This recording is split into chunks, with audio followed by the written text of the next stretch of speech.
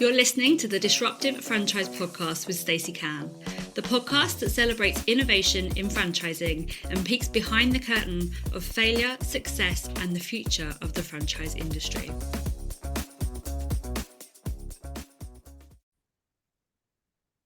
Hi everybody, welcome to this week's episode of the Disruptive Franchise Podcast. This week I'm joined by special guests Lisa Johnson and Karen Paylor. Hello ladies. Hi, thanks for having us. Pleasure. To be here.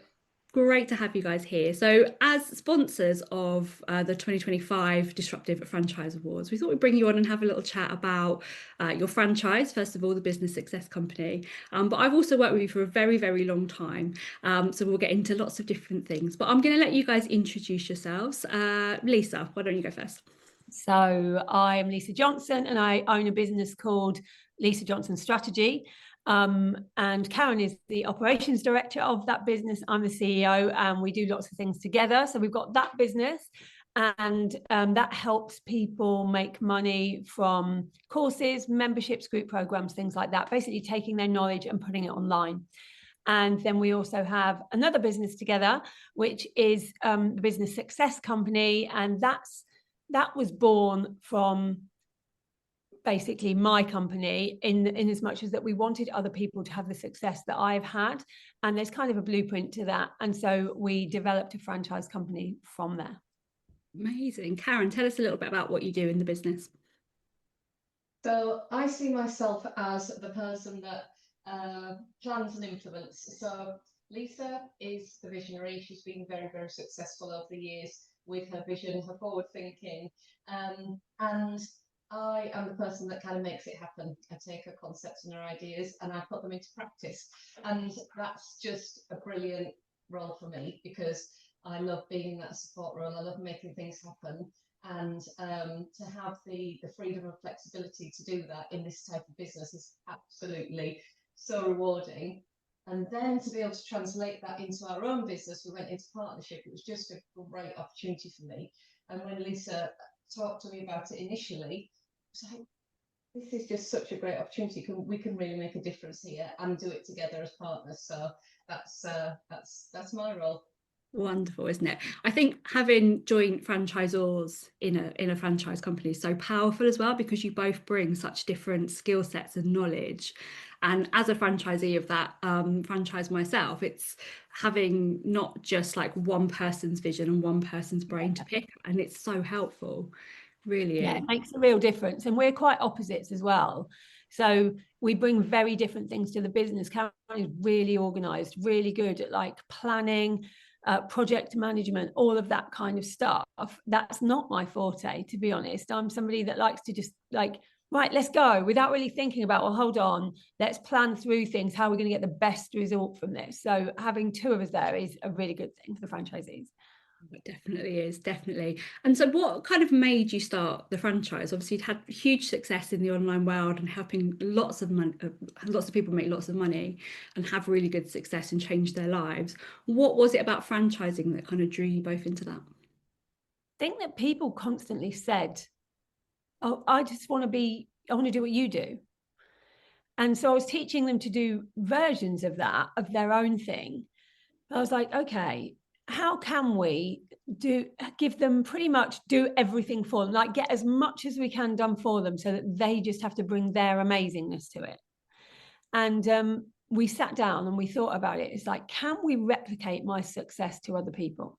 And it's like, well, yeah, if they're going to put the work in, we can tell them exactly what to do, because it is kind of a blueprint. You grow an audience and you use a CRM system to do that. You put a funnel out there, you get really visible, you sell certain things. We were like, the thing that most people said to us was, I can grow an audience, I can do all of those things, but I haven't got the assets to sell. And so we were like, well, we can create the assets. That's something we're really good at. We know what people want. We can create those assets for people to sell. And that's kind of how it started. Amazing. Yeah, Karen, how did you feel? A real feeling of a gap in terms of where do people, online entrepreneurs, want to spend their time and what are they good at, and the ability to help them to focus on what they're good at and have everything else there and have that support on the other parts of it. So they may be really good at they may be really good at creating the courses, but not necessarily the tech side or growing their audience or their marketing. And whatever those gaps are, we fill that. We fill the whole end to end. But it does mean they can focus on the things that they are good at, that they've already established. If their clients are asking for certain things, the assets are there. They can go, oh, I can help you with that. You're struggling with your sales. I've got a course here that can help you with that. We can put that out, and it's there. It's ready for them. So it's really complementing online entrepreneurs where they already are. But also, if you don't know where to start, you can get started as well with the Business Success Company, because literally everything is there to help you. There's a CRM there, there's your sales pages, there's your social media posts, there's everything that you need is actually there in this. I just think it's such good value that I'm a massive fan, and I don't know why people wouldn't, because it's such a great addition to any business. Yeah, definitely. What have you guys had so you launched the franchise just over a year ago. What has your experience been to suddenly be franchisors with quite a large number of franchisee partners? Yeah, I think actually if we're really honest about it, we maybe grew too quick. We didn't expect to have such a lot of people want to be franchisees very quickly. We knew it was a great offer. We knew why people wanted to do it. And we had to very quickly put in the infrastructure to be able to really support that many people, because we wanted to make sure everyone was really supported. But it's been great, like to see people who haven't made money online before, then make money from the knowledge that they have and from the assets that we're giving them. It's an amazing feeling. Like, I've loved how it's gone. Yeah, I think we've really worked with our franchisees in this first year. So we had to learn a lot very quickly in terms of the franchise model, I should say. And we wanted to make sure that this model was not just the traditional franchise model, that it was worked for us and for our clients. So we wanted to offer something different, but we have had to kind of learn along the way. This first year, we've really spent supporting our franchisees and listening to them and working with them to get them to, where further along on the journey. And again, we're learning from them as well. As I say, we're listening, and then we can really make sure that we're tailoring our franchise to what people need. So that's been really a great sort of privilege in this first year to be able to work together on that. And I think we have, everyone's helped each other, and we've created this great community of franchisees. I'm really proud of that. Yeah, and we one of the things that we decided not to do, because we grew quickly, like in the first month, and then we decided to stop the emphasis on the growth so that we could work with the franchisees to see what they really needed so that it could be the best out there.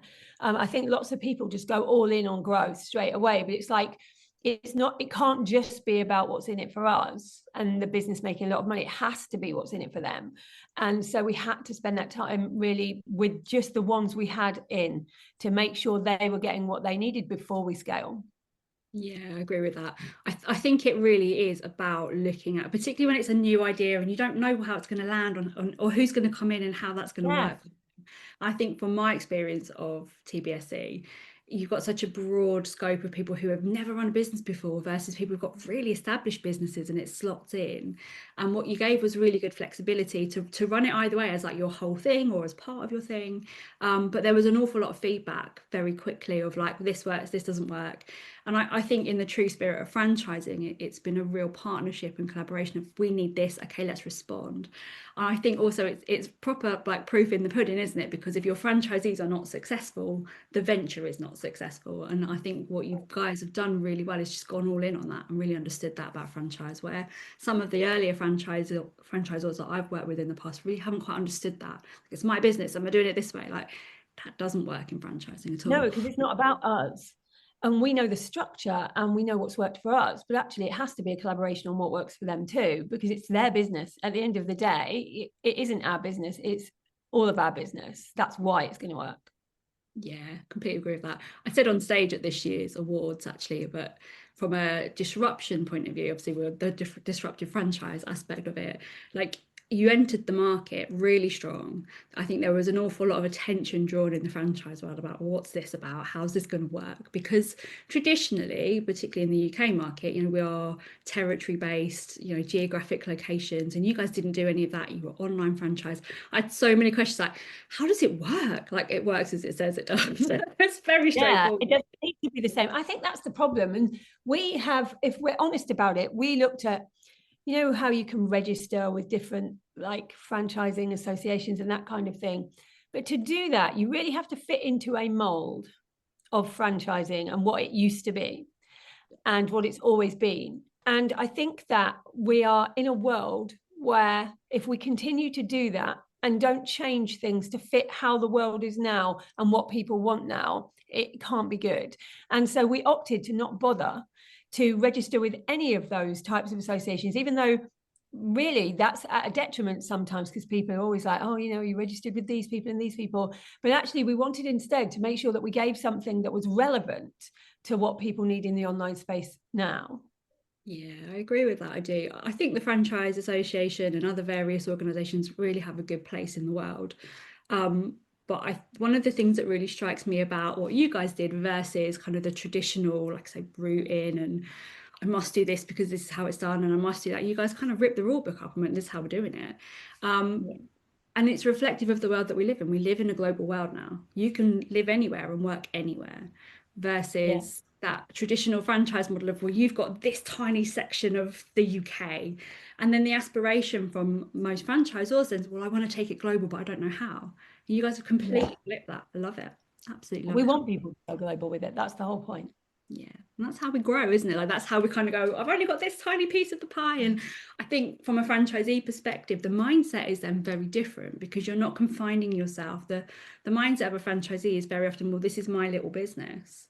You don't feel like that in TBSE. You feel like the sky's the limit because actually, I can take it wherever I want. Yeah, absolutely. Love it.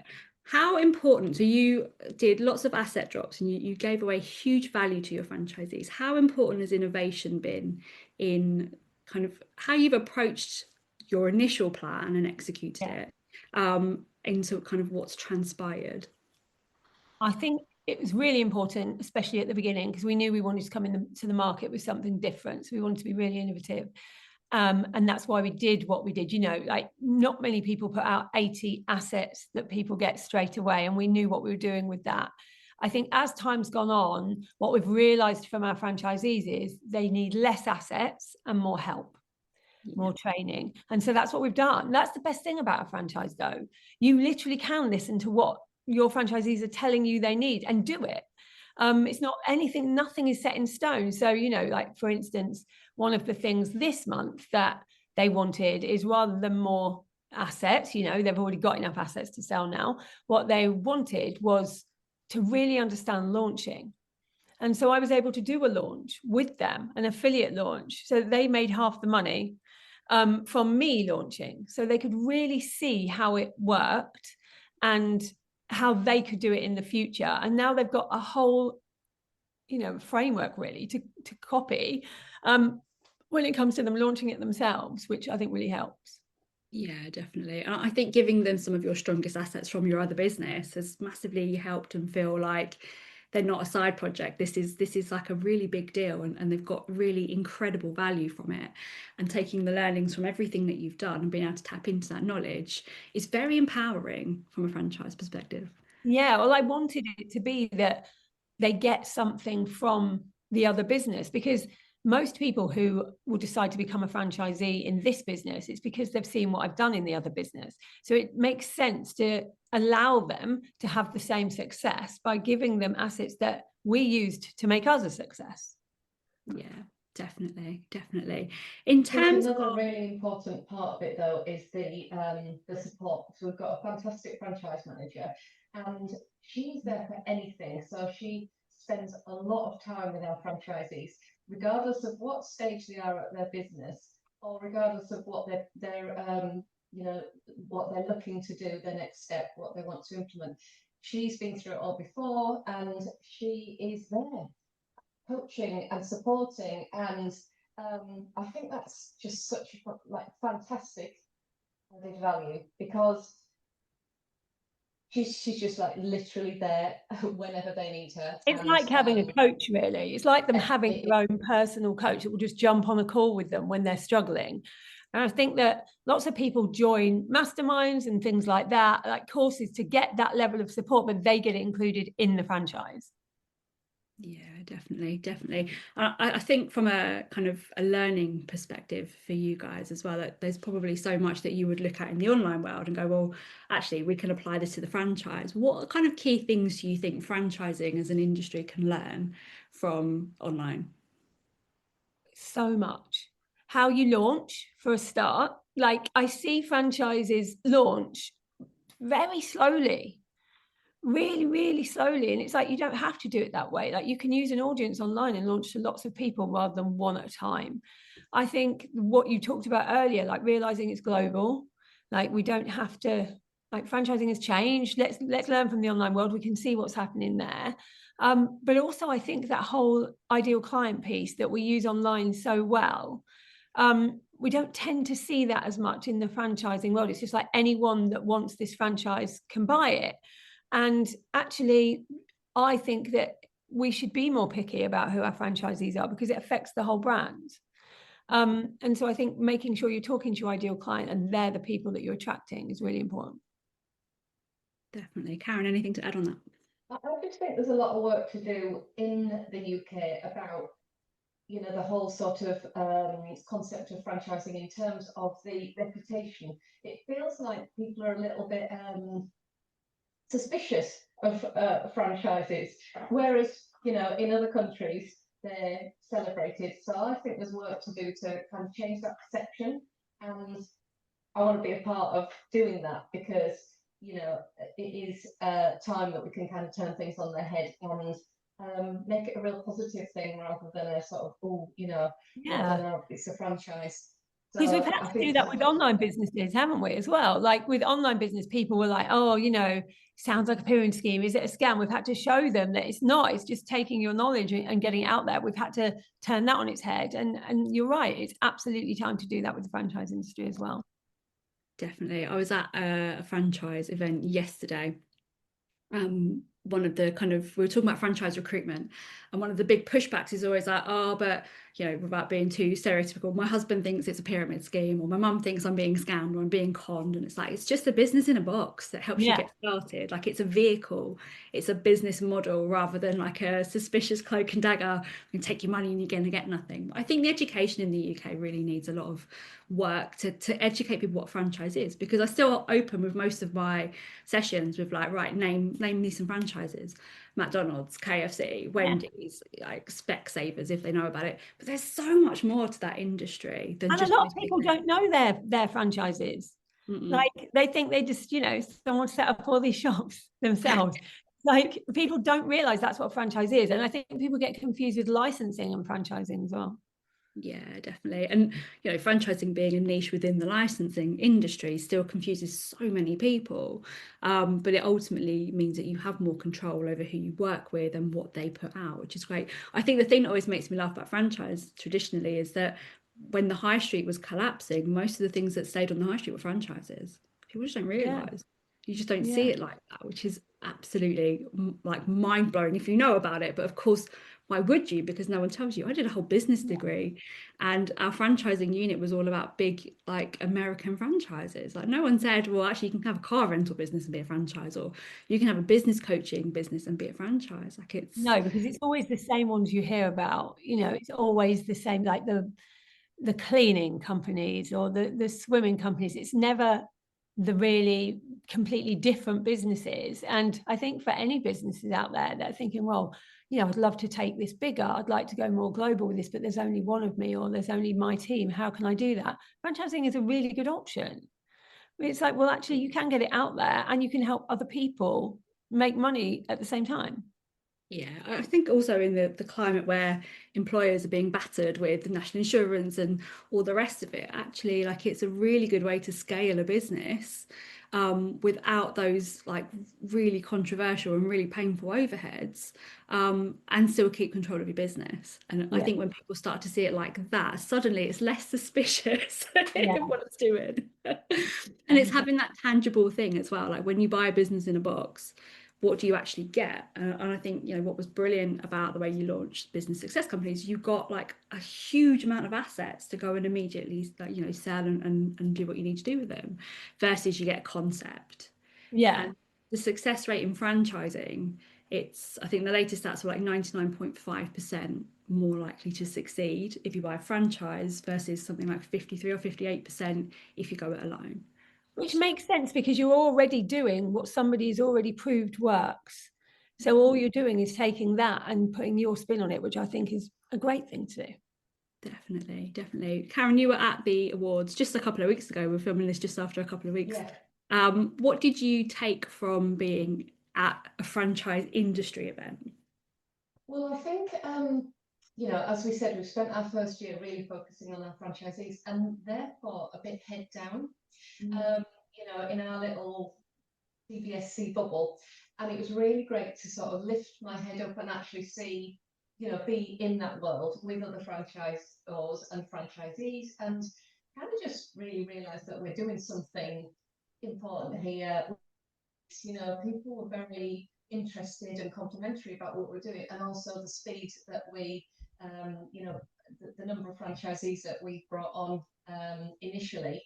And it just kind of, it was lovely to get that sort of, you know, to remember that, yeah, we're actually doing something really good here. We're really making a difference, and we fit. And it felt great to be part of the Disruptive Franchise Awards, because that's exactly how we see ourselves. That's exactly what we wanted to do when we started this whole business, was to innovate, disrupt, not just kind of fit into the standard as it's laid out, but actually kind of start, you know, moving away from that and showing that things can be done differently. So it really reminded me that we're doing that.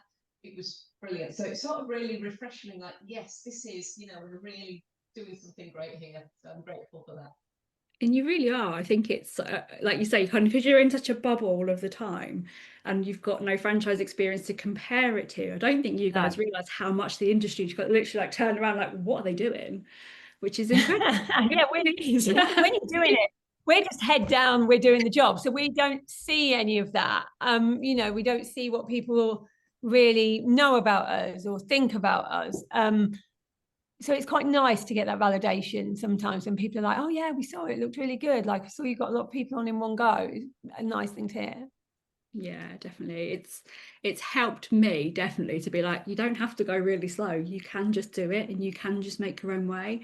I think we're really obsessed as business owners in trying not to get it wrong, trying not to fail. And we get so caught up in that, like, oh, I've got to follow all of the right steps, particularly in something like franchising, which, you know, does have a level of, you know, like compliance. You know, we want compliant franchisees. We don't want disruptive franchisees. We've got a lot of pushback on the title of the Disruptive Franchise Awards, because the industry went, well, we don't want disruption. We want people to follow the pattern that we set and what we tell them to do. But in the true spirit of where the world is going, it should be collaboration, even with your franchisees, not just do this. And actually, we made mistakes along the way. It's really normal to make mistakes when you're starting anything new. And we had to put that right. You know, we had too many franchises straight away, and we wanted them to have an option to license. We realized that some people didn't actually want a franchise. What they wanted was a license to be able to do things. And so we offered that option halfway through, which, you know, we are agile, we're flexible, and we could see that some people needed something different, and so gave a two-tier choice. Yeah, I think that was a real turning point as well in how the franchisees felt about the business, because you can get positive disruption like we love, but we also end up with negative disruption with those that feel a bit disgruntled about, well, actually I wasn't quite clear on what I was doing or what I wanted, or now actually having tried it, it's not really worked. And actually you moved really fast to offer that option and help those people to kind of get what they want, rather than what a lot of franchisors do. Well, you've got a contract, you're stuck. Yeah, and I'm a big believer in contracts, but when you start something new, I think that you're learning as you go along. So in that first year, you've got to be flexible and you've got to see what people actually need from it. So many people wanted to do things that as a franchise we couldn't do. And so we had to give another option. Yeah, I agree with that. How did you feel about that, Karen, as ops director? Like, is that like, oh, goodness me, or like, yeah, let's do it? There's a lot of goodness me moments in, in when when you're forming a new business and you're in the early stages of a business. But conversely, I love it because we do listen and we are agile, and we have got this. We've obviously got our framework of the business, and we've got certain things that we have to do. We are operating as a franchise, but we have also got that flexibility. And I never want to be in a position where we're not adapting to our franchisees or our clients' needs and wants, and adapting to what the market wants, because we're stuck in this kind of format. So there's no place for rigidity really in what we do. It's all about flexibility, and the minute we forget that, I think the minute we're not going to be in line and in tune with our franchisees. So for all there may be little procedural headaches, I don't want to change the way we work. I think it's always worth that short-term pain. And again, as franchisors, a lot of people forget that. And it's like, well, this is what we do and we have to do it. But actually, if you can go through that little bit of pain, you're not showing weakness. You're actually showing that this is a partnership. And all right, not all ideas are good ideas. Not all ideas, should be put into motion. And you shouldn't be changing your mind every 5 minutes. But if you've got a really clear business case for changing something, and it's really refreshing to actually do it rather than carry the burden of, should I, shouldn't I, like, just do it. Yeah, it's hard at the time when you're making these decisions that are going to make quite a difference to the way the business operates. It's quite hard because you don't know what the outcome is going to be. But generally, if you're making the decisions for the right reasons, they turn out positively. And that is also where Lisa and I work really well together, because I am I'm looking at the risks, I'm looking at the impact, the consequences. And Lisa is very much like, this will turn out, this will be a positive thing, believe in what we're doing. So we do have that kind of like, we quite regularly have those conversations, but between us, we agree, take it forward from different angles, and it does turn out to be, the best way. But also, if something isn't, if a decision's made or we do something that doesn't, we'll change it, we'll put it right. That's the way we work every day in the business. Love it, absolutely love it. What's the future look like for the Business Success Company? We're now getting to a stage where everyone's bedded down, they all know what they're doing, everyone's really happy, they're making money, and so now it is about growth, but maybe a bit slower growth than we did right at the beginning, to make sure that every single person that comes on has a really good support system in place. But yeah, for us, for the future, I think we've got all the foundations correct now, and it's about scaling. Love it. Love it. So final question from me is, if you could do anything, we ask everybody, if you could do anything at all without failing, no fear of failure, magic wand, it's going to definitely work, what would you both do? I'd have a television show about business. You should have a television show about business. No. Don't know why you don't. It'll happen. It will. What would you want from that show? Would you be educating people on what happens in business? Would you be sharing your experience? I want to talk about business in general. There are so many things. Like if you look at all our morning TV shows, you look at the shows that go out there on Netflix, there's so much stuff about different careers. There's stuff about fashion. There's things about money, but not in the right way. And we actually need something that shows that you can have business, you can make money, that money isn't a dirty word, how to invest money, how to, do things in a way of integrity in business, and how not to. I think there's so much that we could do on a television show about business. Love it. And I know you'll make it happen, which is awesome. Karen, how about you? Couldn't fail, what would you do? Well, I think the variety of what we do is what keeps things interesting. I'm going to keep mine to the Business Success Company though, because I think there's a lot that we can do there, and I think it's massively scalable. I think it's got huge potential to scale. Everything as Lisa said, the foundations are all in place, and I would love to take that to North America, take it to Canada, become the brand, for the brand to be recognisable, for it to be a really successful and recognisable brand that entrepreneurs and online mentors turn to when they need something different to complement their business. That's what I'm hoping we can do. Love that. I really do. And I think it's like, I was thinking about this the other day, like almost like when you have a business in the UK, you almost like mimic the pop star ambition of like, yeah, let's go break America. And I don't know why we kind of like think about it like that, but like in a truly global opportunity that you've got, like that is not that far off. I mean, it's a huge amount of work, of course, but it's not that far off in terms of the setup that you've already got. So it's really just enhancing and taking it into a new market, right? Yeah, absolutely that. Amazing. How can people find out more about the Business Success Company? It's thebusinesssuccesscompany.com. There's a brochure, really nice brochure you can download, and you can find out all about us there. Brilliant. And if they want to get in touch with you guys, is there like any particular social media channel? Like where do you like to be contacted? Instagram is probably the best bet. Business Success Club, again, handle there. Amazing. We'll put those links in the show notes as well. Ladies, thank you so much. It's just such a fascinating thing that you've done in franchising. And like I said, I don't know that you truly appreciate like all those eyeballs that went, what's this thing? Which is awesome. I love that you are innovative. I love that you are disruptive. And I love being a part of it, to be perfectly honest with you. I love you being a part of it. It's been really good. It's been great to kind of have that feedback loop. I think it's been really, really beneficial. So yeah, thank you so much for joining me this week. Thank you for being a big part of the Disruptive Franchise Awards this year as well and sponsoring us. If you've enjoyed this episode, then please leave us a review. Let us know what you found fascinating in it, and we'll see you next time. Take care. Thanks, Stacey. Bye. Before we finish up today, I'd love to just thank our podcast sponsors, Book When and Make Your Mark Podcast Agency, without whom this episode wouldn't have been possible. You can find more information on both amazing companies in the show notes.